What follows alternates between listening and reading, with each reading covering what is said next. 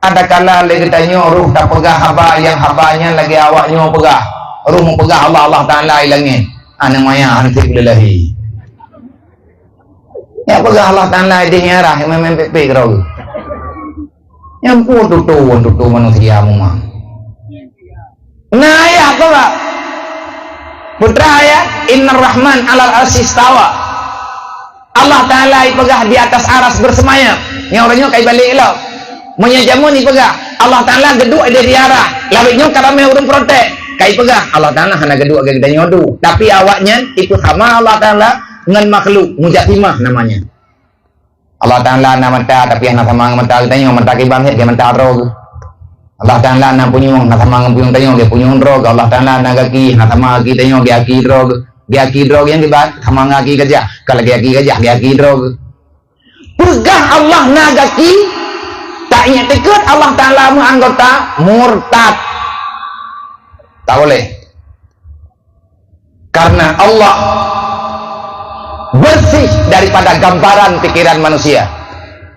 Kalian dijawab oleh Rasulullah jamun. Bukan jauh oleh Nabi jamun nanti urun temanya. Kiban oleh Allah Ta'ala-nya. Tauhid yang betul kiban ya Rasulullah. Nabi jawab, "Ma khatara fi qalbil makhluk fa huwa makhluk. Wallah laisa kadzalik." Apapun yang terlintas dalam ingatan pikiran manusia tentang bagaimana Allah, maka ketahuilah wallah laisa kadzalik. Allah tidak yang seperti kalian bayangkan, Allah tidak seperti yang kalian gambarkan, karena Allah bukan kalian. Allah dan makhluk.